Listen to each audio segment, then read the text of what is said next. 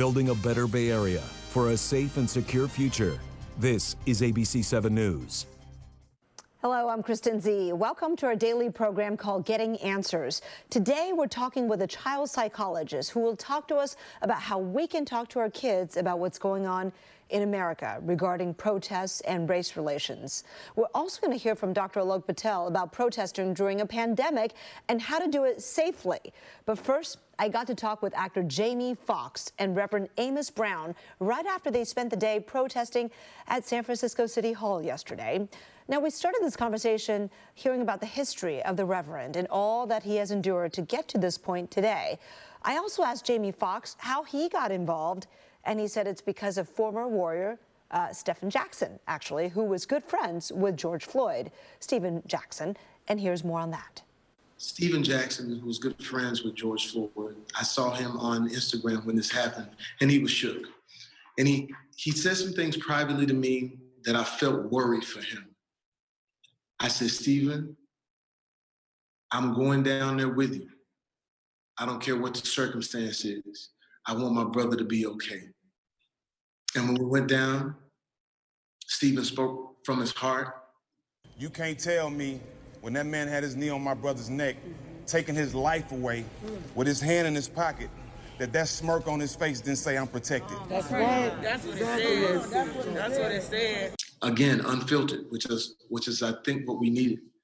And it was something that was heartbreakingly beautiful, because a lot of times what I say, the police officer, they don't know who they're killing.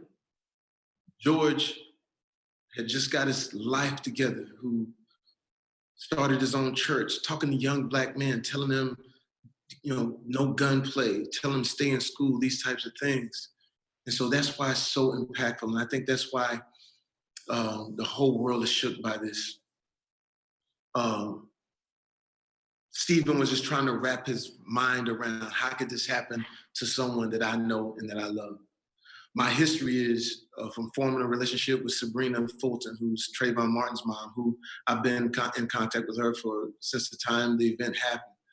And so I understand what this is. We've almost become used to it, which is sad.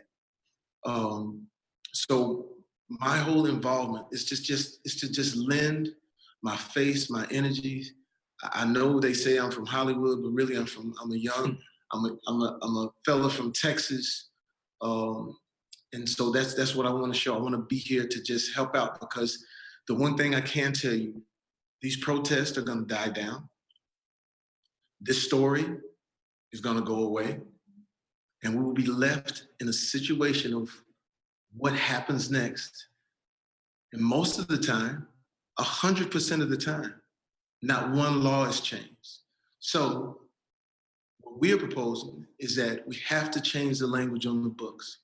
That police officer that had his knee on this man's neck while he pled said, "I can't breathe." He asked for his mom. And he was so comfortable knowing that people were filming him. He killed this man in front of the whole world. How can you be that disturbed? And how can you be so bold? You know why? Because he knows he's going to get away with it. And as we look at the case now, what I was fearful of is that they're trying to make us feel like we didn't see what we saw. And my question is this, and I say this to everybody: how can we see it as a murder and they see it as a misunderstanding? And it consistently happens. This is going to go away. So we will push hard, not only for those 3 officers to be convicted and charged and put away, but also to change the language. And until that happens, unfortunately, for me talking to, there's an organization called the Circle of Moms, where I talked to 200 moms about who, are going through this, but it wasn't televised. So they're going through it in the dark. So every time I meet somebody, I try to give them my number, give them my information so they can call so we can try to help out. And here's the other thing about it, last thing I'll say. Here's what scares me, is the fact that this happened and they had already made a police report. They had already said it was this, it was that, it was this, and it happened, it was unfortunate, until someone turned in the videotape. Even with Ahmaud Arbery, It was already reported. We would have never heard anything, but someone filmed it. So it lets you know that there's a more sinister situation that's going on. And so that's why I applaud everyone to put your phones out, applaud everyone to capture these things, because had you not done that, these people would continue to keep doing it. And here's the thing, and as Black folks, to some of my people who are like wondering what we mean when we say Black Lives Matter, you have to understand that we're not asking for anything out of the ordinary. We're asking you to arrest someone who just killed somebody. We're asking that you use the same temperament that you used when the white kid was in the church. He sat down with the parishioners. He got up and then he began to murder those people. They apprehended him. So all we're asking is, if we've done something wrong, put the cuffs on us, put us in the squad car. When I talked to Ahmaud Arbery's father, he said, why didn't they just beat my boy up? If they gotta beat him, if they gotta do something, why couldn't they just beat him up? And then I would have been able to nurse him back. Why take my baby boy from me? Why take my son, who is the brother of my oldest daughter, who just got a master's degree, and now her whole life is shattered? I know that I've been long-winded on this, but that's because it's sitting on our hearts. And we appreciate you giving us this opportunity to talk to the people unedited, unfiltered, because what I will tell you is this: the evolution of the protest. I was there when it was Rodney King, and this man, 64 years of it. So we've watched this. But what I will say, what is encouraging, is to see the white people, the Hispanic people, the non-Blacks out there. We're in San Francisco, it was 80% or almost 90% white. To see them pick it up, to see them understand. In my community where I'm from, I saw 2,000 white people holding up signs that said Black Lives Matter. This is different. It's a bigger step. Everybody's affected by it. And I hope that once it dies down, that we will continue behind closed doors to get things changed, so that this man cannot live his life in civil rights in vain and say, I did all of this for 64, 65, however long he is going to continue to live. But we want to honor him. We want to honor him and Dr. King and everybody else who had joined forces and locked arms and walked and marched. If we fail in that, then I think we failed in everything. And so some of my other friends out there who are well-to-do, and my Hollywood friends who don't know what to do, just come out. Just show your face. You don't have to talk. You don't have to be as eloquent as him. You don't have to sing. Just seeing your face means a whole lot. Thank you so much.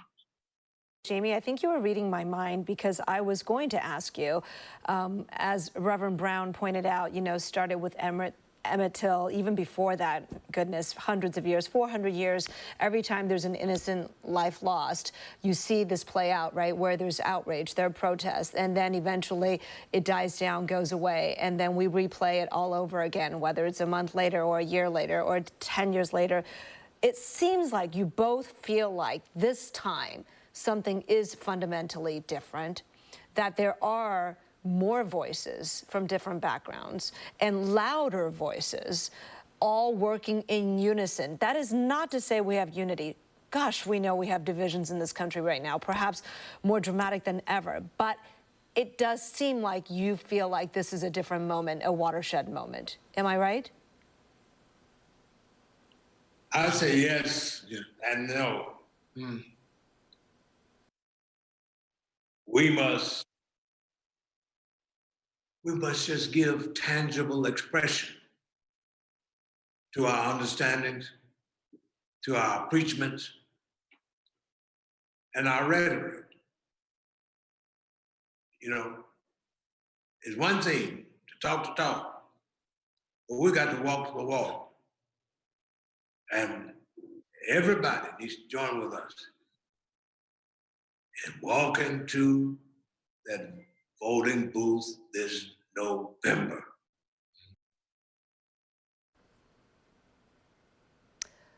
I want to thank Reverend Amos Brown and Jamie FOXX both for taking the time to talk with us. A lot to think about. We're taking a short break on the air, and when we come back, we'll have a psychologist, not just a psychologist, best-selling author. You may have seen her on TV before. She's going to join us from Atlanta to talk about how to talk with your kids during these troubling times. The conversation always continues on our live streams, including Facebook Live, right now. And we're in commercial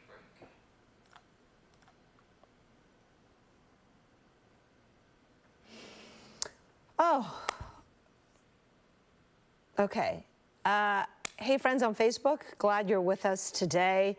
That full unedited version of Jamie Foxx's answer to my question yesterday was really eye-opening. He talked about how he sees people of all colors out there this time, so it does feel different. But he does warn that we have had the tendency to, whenever something like this happens, go out there, make some noise, and then it dies down in 3 weeks, back to our normal lives. But the thing is, there are many people this time who don't want the old normal. Right now, we're showing you a live protest from Los Angeles, brought to you by KABC, our sister station there. I'm looking at it along with you. This is at Sunset Boulevard there in Vine Street. So you can see that there is blocking of traffic going on. One of the many protests that are happening across the country, including here in the Bay Area. We have many that are taking place today during the day. Of course, many of our big cities and even some smaller cities in the Bay Area have curfews now in place, most of them at 8 o'clock, some a little bit later, to ensure that the freedom of speech that people exercise during the day and the demonstrations that happen during the day don't carry into the nighttime hours when we have seen more destructive behavior take over. Some of the peaceful protesters who just want to make a statement, by then they've gone home, and then there are others out there, the interlopers, if you will, who come out and have caused quite a bit of destruction to businesses, including many minority-owned businesses, small businesses already hurting from the pandemic. All right, my next guest coming up on air is a psychologist who is very well known and has great insight into race and the minds of children. And our conversation starting in just a few seconds on air. 5, 4, 3. And we're back. These are traumatic times for children. First COVID-19, now the protests across the country. Many children are worried they may not be safe. Others might feel helpless. Maybe even parents. What should they do? What should we do? How much or how little should we say to our kids? Joining us today is psychologist and best-selling author, Dr. Beverly Tatum. Dr. Tatum, thank you for joining us from Atlanta, right? Yes, thank you for having me. Absolutely. You wrote a groundbreaking book a few years ago called Why Are All the Black Kids Sitting Together in the Cafeteria? Now, I want to get into that question and its relevancy today in just a little bit, but let's start with this. Racial inequality and violence, such hard topics. Should we as parents talk to our children about them? Absolutely. I mean, one of the things that's very clear is that children are going to hear about what's going on. They're going to see the news, they're going to hear it on the radio, they're going to see images on the internet if they have access. And so they need caring adults to be available to listen and to help them process their own feelings and understand what's going on. So even though it might seem like a hard conversation to have, it can be as simple as saying, as an adult, I'm upset about what I'm seeing and I want you to understand what's going on. Let's talk about it. Okay. We shouldn't worry that they're stressed out enough just with COVID? Well, of course, we all are stressed out just with COVID, but anxiety doesn't go away if you're silent about it. So, avoidance doesn't make people feel better. So there is the stress of COVID, and this is also stressful, but being able to talk about it with a caring adult will reduce anxiety, will reduce stress. Okay, so give us some age-appropriate guidelines, and I just want to let our viewers know that while you talk to us about this, we are also going to show you in a smaller box what's happening in Los Angeles right now. There is a protest going on at the Vine Street area and Sunset Boulevard, so we'll keep an eye on that. In the meantime, yes, Dr. Tatum, tell us, you know, given their age, whether it's elementary, middle, high school, how do we talk to them? Sure. Well, young children obviously don't really have the language or the concepts. You know, if we were to use the word racism with a 4 or 5-year-old, they wouldn't necessarily understand it in the way that adults or teenagers would. But you can certainly talk to them about unfairness. Even small children have an experience of things being fair and unfair. And so you can talk about the importance of everyone being treated fairly and why it's so important to speak up when people are not being treated fairly. And what's happening right now is that a lot of people are speaking up about the unfairness that they witnessed and that they are concerned about. Mm-hmm. That might be all you need to talk about with a younger child. But with an older child who has been maybe out with friends, a teenager who's been out with friends, and maybe if it's a Black teenager, maybe he's had that experience of being hassled by police unfairly, or maybe white kids have friends who they've seen treated unfairly, or even just being aware of the news. They can be talked to more specifically about systemic racism and how unfair it is and its history in the United States and what we all can do to interrupt it. Okay. Emphasizing what we can do to make it better is an important part of that conversation. It gives a little power back to them, doesn't it? Absolutely. So Terry Tyler on Facebook is asking, actually he made more of a statement, but I have a question. He says, I wish people would not take their child to one of these protests. I think he's speaking to the danger. What do you say if your kid asks you, hey, can I go?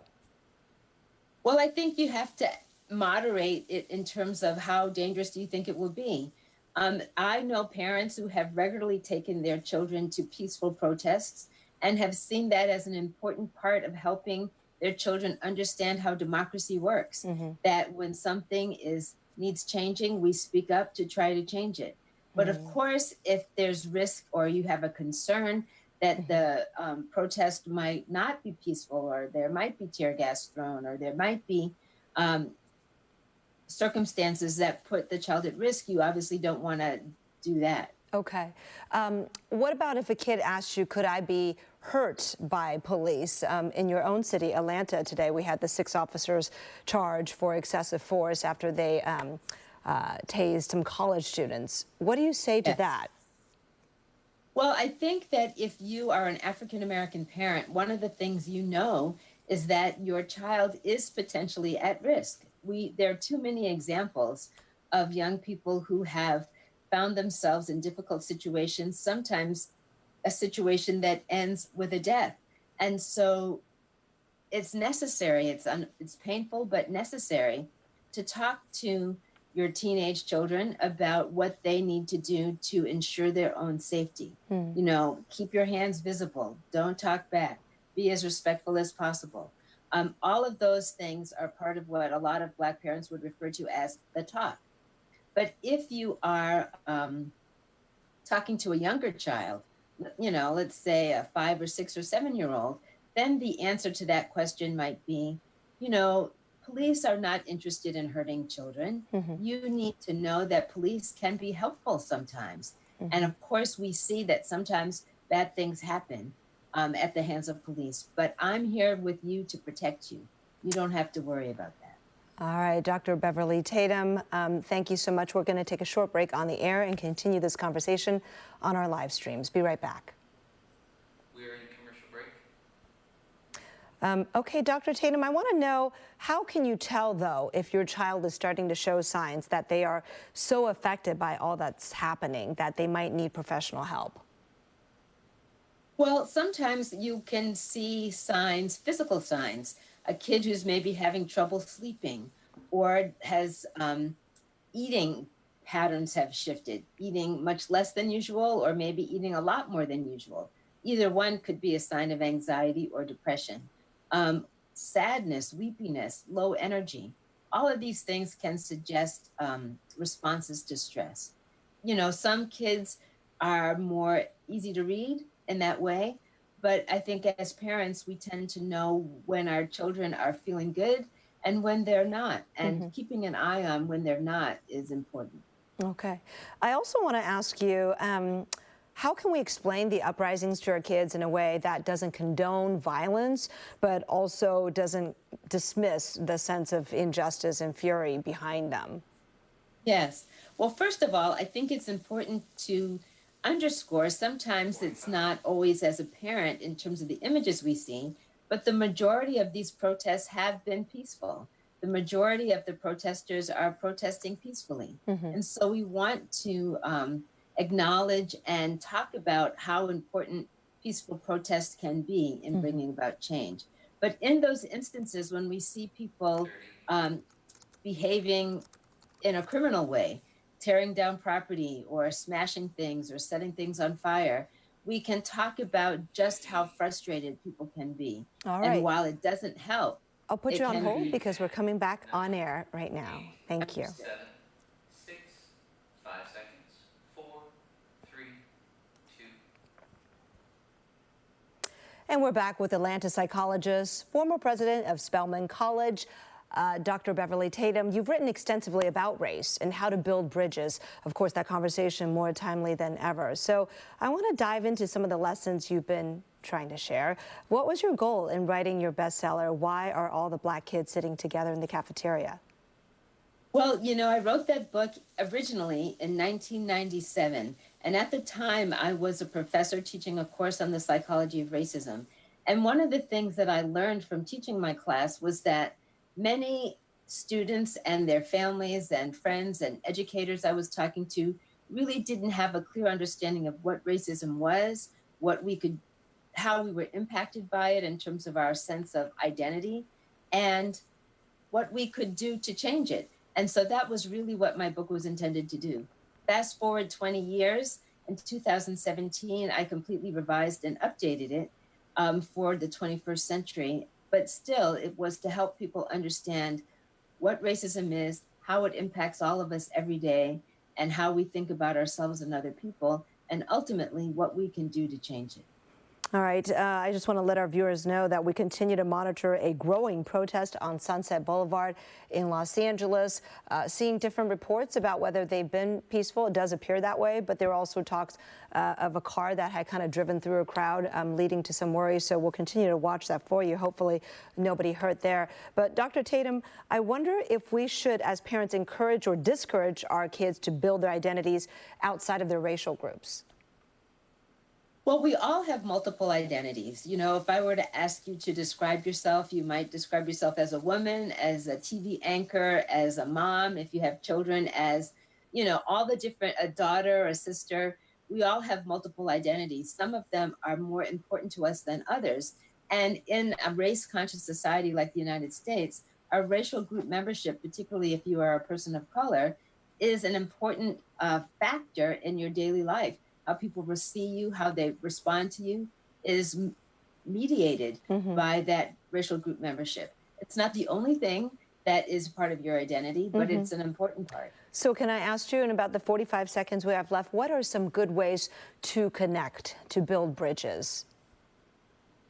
I think the first thing we can do in terms of building bridges is to listen carefully to one another. And particularly at this time when so many African Americans in particular are feeling the pain of yet another Black man being killed by a police officer, a viral video showing that, to listen carefully for those who want to be allies and to stand in solidarity, to listen carefully and then to speak up so that there's a sense that we're not in this alone. All right, Dr. Beverly Tatum, making also the point that we've been making about allyship and how important that is, more important than ever, perhaps. Thank you so much for your insight and your time today. Really appreciate it. Thank you for having me. We're going to take a short break on the air, and when we come back, we'll have Dr. Alok Patel talking about how to safely protest. You can see another protest happening in LA right there during this time of pandemic. Be right back. And we're in commercial break. All right. Oh, Dr. Beverly Tatum, don't go, because I'm told we can chat on Facebook for 2 more minutes if you have them to give. Is that okay? Okay, sure. That's fabulous. Sure. I want to ask you, you know, these days, is it not enough to just not be racist? Do we each have to play a more active role, I suppose, in, I don't want to say, What do you think? Yeah, I think there's a case to be made that there's no such thing as not being racist. You're either supporting racism or you're working against racism. And so, so if you're not actively working against it, the status quo supports it. So I think we all have to be thinking about how we can be actively working against racism. Mm-hmm. If we don't want to be racist, we need to be actively working against racism. Okay. How might that look like, actively working against racism? Well, everybody has their own sphere of influence, but it might be making sure that these issues are being covered on the air. Mm-hmm. It might be speaking up at your children's school and making sure that there are curricular materials that are representative of all of the students, not just the white students in the school. Okay. It might be interrupting the jokes you might hear somebody tell or the offensive language that's being used in the break room. It can be small things and it can be big things, but ultimately it's about policies, changing policies and practices that reinforce the idea that white people are superior to Black people and other people of color. 30 seconds. All right, Dr. Tatum, thank you so much once again. I found that to be very illuminating and enlightening for me personally as well, so really appreciate it. Take good care. Thank you for having me. Take care. All right, folks, as a parent, I had great takeaways from that I think will be useful in my conversations with my kids, and I hope you feel that way as well. All right, we're coming back on air with Dr. Alok Patel's story. 5 seconds. 4, 3, 2. And we're back. We're able to bring you even more content now that we have this new platform at 3 o'clock every day. That means we get more from our special correspondent, Dr. Alok Patel. He's part of our coronavirus team of experts, and he's going to talk directly with us in a segment we're calling Doctor's Note. I'm Dr. Alok Patel, and on today's Doctor's Note, I want to raise awareness about a dangerous combo of public health crises we're facing right now and how you can stay safe. Many people all across the country are rightfully standing up against systemic racism, which is a critical public health problem. At the same time, we have a huge need to prevent further coronavirus outbreaks. So while Americans are peacefully protesting, we need to remember that we're still in the middle of a pandemic. Right now, coronavirus cases are on the rise in about 20 states, according to the Johns Hopkins Coronavirus Resource Center. Sure, some of this rise might be because of an increase in testing, but it is a reminder that we're still definitely in the first wave of this pandemic. I've personally seen many people exercising, buying groceries, or protesting, wearing masks and maintaining physical distance when they can. But many aren't. Some businesses are strict about the guidelines, while others are saying, meh, wear a mask if you want to, but either way it's fine. This type of mixed messaging is dangerous. The medical journal The Lancet released a very important review emphasizing what we can all do to slow transmission of the virus. The researchers looked at 172 studies, collected data from the COVID-19 MERS and SARS pandemic, and the evidence is clear. Social distancing, wearing masks, and even eye protection can all reduce the spread of disease. So any business, whether it's a hair salon, a CrossFit gym, or a farmer's market stall, needs to do everything they can to follow these guidelines and encourage that all their customers do the same. Because any gathering of people can turn into an outbreak, and the larger the crowd, the more difficult contact tracing would be. I was at the rally the other day, literally right there, and the majority of people were wearing masks. Hopefully this continues, and hopefully we continue to maintain physical distance when we can. We, all of us, have the power to do two things right now: prevent more coronavirus outbreaks and demand an end to racism in this country. Let's do them both. Stay safe. Well said, Dr. Alok Patel. Tonight, ABC News presents a live primetime special, America in Pain. What comes next? The one-hour program looks at the protests and outrage across the country in response to the killing of George Floyd, police brutality, and systematic racism against Black Americans. That's tonight at 9 o'clock right here on ABC 7. Thank you so much for joining us for this interactive show today, Getting Answers. And thanks again to Jamie FOXX and Reverend Amos Brown for speaking with us in such depth. We'll be here every day at 3 on air and on live stream answering your questions. Facebook Live, YouTube Live, abc7news.com, and our app. We're tracking questions that didn't get to this time, but we'll get to next time. Stay safe. Bye-bye.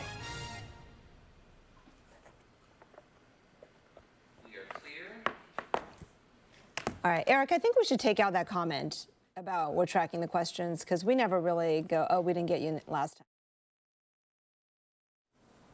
Bye, guys.